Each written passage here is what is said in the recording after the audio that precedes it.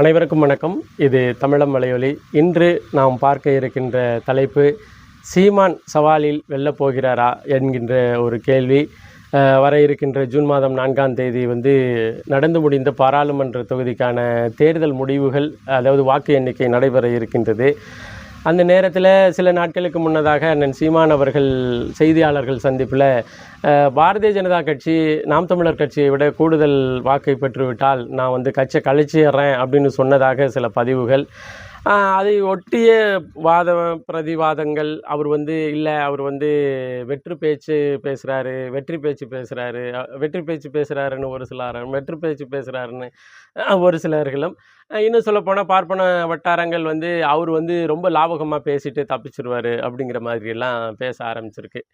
சரி, இது குறித்து நிறைய கருத்துக்கள் போய்கிட்டே இருக்குது, வாத பிரதிவாதங்கள் போய்கிட்டு இந்த ஒப்பீடு முதல்ல நாம் தமிழர் கட்சிக்கும் இது பாரதிய ஜனதா கட்சிக்குமான ஒப்பீடு முதல்ல எந்த புள்ளியில் தோன்றுது, என்ன மாதிரியான ஒரு சூழல், அந்த செய்தியாளர் சந்திப்பில் பேசப்பட்டது என்ன மாதிரியான சூழல், அந்த சூழலில் எப்படியான ஒரு காலகட்டத்தில் எந்த நேரத்தில் அந்த வார்த்தையை அண்ணன் சீமான் அவர்கள் எதற்காக பயன்படுத்தினார் அப்படிங்கிறது மிக முக்கியமானது. குறிப்பாக பார்த்திங்கன்னா, சீபா ஆதித்தனார் கடந்த 24ஆம் தேதி சீபா ஆதித்தனார் அவர்களுடைய அவருடைய நினைவை போற்றுகின்ற அந்த நிகழ்வுக்கு போயிட்டு செய்தியாளர்கள் சந்திப்பில் அந்த பூரி ஜெகநாதர் கோயிலுடைய சாவி இங்கே தமிழ்நாட்டில் இருக்குன்னு பாரத பிரதமர் மோடி அவர்கள் சொன்னது குறித்தும், அமித்ஷாவின் அவர்களுடைய பேச்சு, அதாவது ஒரு ஒடிசாவை தமிழன் ஆளலாமா என்கின்ற பேச்சுக்கான கேள்விகளாக அண்ணன்ட்ட வைக்கப்படும்போது, பாரதிய ஜனதா தன்னை ஒரு பலம் பொருந்திய கட்சியாக காமிச்சிக்கிட்டு இருக்குது. பாரதிய ஜனதா கட்சி எந்த கூட்டணியும் இல்லாமல் ஒரு வாக்குகள் நாம் தமிழர் கட்சியோடு கூடுதலாக வாங்கிருச்சுன்னா நான் கட்சியை கலைச்சிட்றேன் அப்படிங்கிற வார்த்தையை அண்ணன் சீமான் அவர்கள் பயன்படுத்தியிருந்தார். வழக்கம் போல் திராவிட முன்னேற்ற கழகம் அதனுடைய மாஃபியா ஊடகங்கள் சேர்த்து எப்பயுமே என்னென்னா, அது தலையையும் வெட்டிடும் காலையும் வெட்டிடும், இங்கே பார் முண்டமாக இருக்குது அப்படின்னு ஒரு செய்தியை கொண்டாந்து கொடுத்துரும். அது அவங்க ஊடக தர்மம்ங்கிறாங்க, திராவிட ஊடக அறம் அப்படின்னு சொல்லுவாங்க. அது அவங்களுடைய கோஷ்டின்னு வச்சுக்கோங்களேன், அவங்களுடைய தர்மம் அதர்மம் எல்லாமே அவங்களோடது. இப்போ என்னென்னா, இப்போது இங்கே பாரதிய ஜனதா கட்சி தன்னோட இருக்கின்ற பல கட்சிகளுடைய கூட்டணியில் தேர்தலை சந்திச்சது. இப்போ பாருங்களேன், ஒரு சில இடத்துல நாம் தமிழர் கட்சியை விட பாரதிய ஜனதா கட்சி கூடுதலாக வாக்குகளை பெற்றுருச்சுன்னா, அந்த இடத்துல சீமான்கிட்ட நீங்கள் போய் கேட்டிங்கன்னா, சீமான் என்ன சொல்லுவார்னா, நான் சொன்னது தனிச்சு நின்று, நாம் தமிழர் கட்சி தனிச்சு நிற்குது, நீங்களும் தனிச்சு நின்று எங்களை விட கூடுதலாக ஒரு வாக்குனாலும் வாங்கிருங்க அப்படின்னு தான் சொன்னேன். 7 கட்சியோட கூட்டணியில் கூடுதலாக வாக்குகளை பெற்றுருச்சுன்னா அதை கொண்டுட்டு எங்களோட ஒப்பிடக்கூடாதுன்னு சொல்லி சீமான் தப்பித்து கொள்வார் அப்படின்னு சொல்லி இப்பயே விமர்சனம். அதாவது எது உண்மையோ எது நியாயத்தையோ அதை சீமான் தப்பித்து கொள்வதற்காக பேசிடுவார் அப்படின்னு சொல்லி அந்த காவி சங்கி ஊடகங்கள் பேச ஆரம்பிச்சிருச்சு. இங்கிட்டு சீமான் கட்சி கலைத்து விடுவார் அப்படின்னு சொல்லிட்டு, அதாவது தலையும் இல்லை காலும் இல்லை அப்படிங்கிற தொனியில் திராவிட ஊடகத்தார்கள் அவர்கள் அவர்களுடைய செய்திகளை போட்டுக்கிட்டு இருக்கிறாங்க. குறிப்பாக இந்த இந்த நிலத்திலுடைய அரசியல் சீதோசன நிலை, இது எல்லாமே எதை நோக்கி நகர்ந்து கொண்டு இருக்கின்றது, யாரை மையப்படுத்தி சுழன்று கொண்டு இருக்கின்றது. பாரதிய ஜனதா கட்சி என்கின்ற ஒரு வெற்று பிம்பத்தை வேண்டுமென்றே திராவிட முன்னேற்ற கழகம் இந்த மண்ணின் மாபெரும் எதிரியாக கொண்டுட்டு அதாவது அவர்களுக்கு சமமான எதிரியாக கொண்டுட்டு தன்னைக்கு பக்கத்தில் நிறுத்தி கொண்டு, இன்னும் சொல்லப்போனால் நாம் தமிழர் கட்சி அதாவது அந்த எதிர்தளத்திலேயே இல்லாத ஒரு கட்சி போல் திராவிட முன்னேற்ற கழகம் தன்னை நினச்சி தனக்கு சமமான எதிரியாக ஆரிய கூடாரங்களை கொண்டாந்து வச்சுக்கிட்டு பொழப்பு நடத்துது. இதுதான் நடந்து கொண்டு இருக்கின்றது. அப்போது ஒரு சூழலில் ஒரு கேள்வி வரும் பொழுது, கேள்வி எதிர்கொள்கின்ற ஒரு கட்சியினுடைய தலைமை அதுபோல் சொல்லுது. என்ன சொல்லுதுன்னா, நீ நீ நீ பலம் பொருந்தியவன் அப்படின்னு சொன்னால், நீ தனியாக நின்று என்னோட ஒரு வாக்குனால நீ கூட பெற்றிருந்தீன்னா நான் கட்சியை கலைச்சிட்றேன் அப்படிங்கிறது. அது சாதாரண இல்லை, அது சரியான தனது கட்சியின் மீதும் தனது உழைப்பின் மீதும் தனது கட்சியினர் பெற இருக்கின்ற உழைப்பின் மீதான வெற்றியின் மீதும் வைத்த ஒரு நம்பிக்கையினுடைய வெளிப்பாடு. இதில் அவர் வெற்றி பேச்சு அப்படின்னெல்லாம் நீங்கள் எடுத்துக்கொள்ளவே வேண்டியதில்லை. இப்ப இத வந்து ஒரு லாபகமா இது ஒரு லாபகமான சிந்தனையாக, அல்லது இந்த லாபகமா இந்த இடத்துல வந்து சீமான நம்ம கார்னர் பண்ணிடுவோம் அப்படின்னு, இதை தொடர்ந்து பரப்பி கொண்டுட்டு வருகின்ற திராவிட ஊடகங்கள் என்ன பண்ணுதுன்னா, இப்போ நீங்க கூடுதலா இதே போல தான் அவர் வந்து மக்கள் நல கூட்டணி வந்து வரும்பொழுது சொன்னாரு. அப்ப எனக்கு நல்லா தெரியும். அருணன் அவர்கள் பேசிய பேச்சு, அண்ணன் சீமான் அவர்கள் பேசிய அந்த உரையாடல் தந்தி தொலைக்காட்சியில தான் நடந்துச்சு.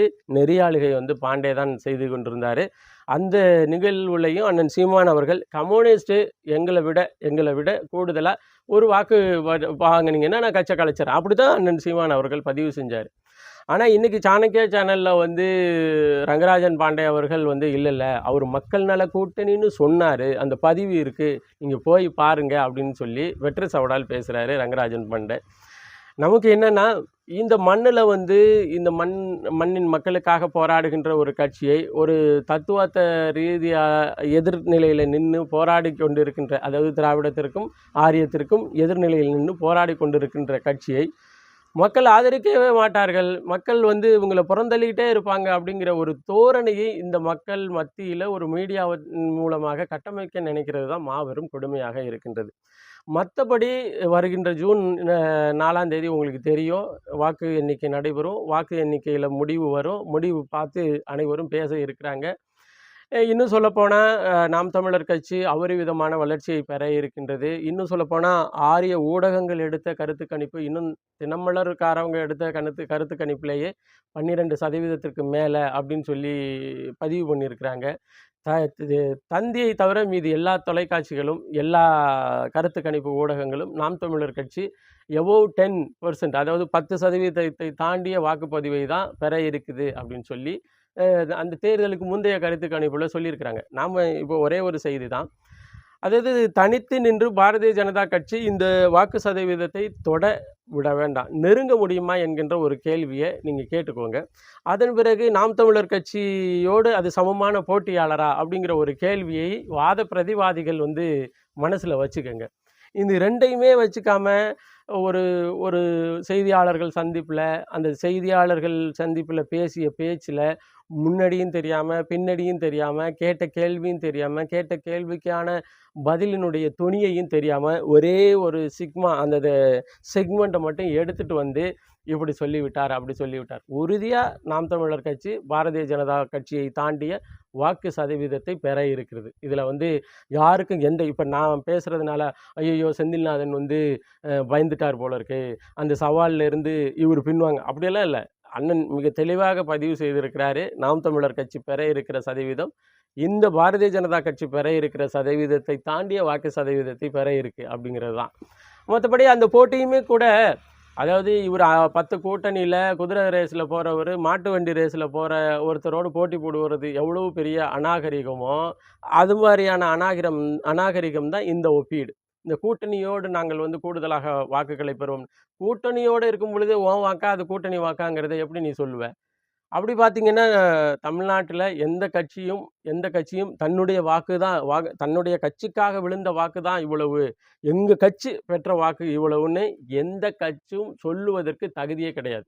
நீங்க அண்ணா திராவிட முன்னேற்றக் கழகமா இருக்கட்டும், திராவிட முன்னேற்றக் கழகமா இருக்கட்டும், இன்னும் பாரதிய ஜனதா கட்சியா இருக்கட்டும், இன்னும் டிடிவி தினகரன் அண்ட் கோவா இருக்கட்டும், எந்த கட்சியா இருந்தாலும் சரி, தமிழ்நாட்டில இல்ல, இந்தியாவிலேயே தனித்து இதுதான் எங்களுக்கு வாக்கு சதவீதம், இதுதான் எங்களுடைய பலம், இதுதான் நாங்கள் பெற்ற வாக்கு சதவீதம் என்று சொல்வதற்கு இந்த 2024 பாராளுமன்ற தேர்தலில் இந்த அளவில் உள்ள எல்லா கட்சிகளையும் விட நாம் தமிழர் கட்சிக்கு மட்டும்தான் பரிசுத்தமான வாக்குகளினுடைய அளவு தெரியும். என்னுடைய பலம் என்ன, என்னுடைய பலவீனம் என்ன என்று நாம் தமிழர் கட்சிக்கு மட்டும்தான் தெரியும். வேற எந்த கட்சியும் தனக்கு விழுந்த வாக்குகளின் எண்ணிக்கையை வைத்து மொத்தமாக இது என்னுடைய பலம், இது மொத்தமாக என்னுடைய பலவீனம் என்று சொல்லவே முடியாது. அது மாதிரியான சூழல்ல தான் இருக்கு.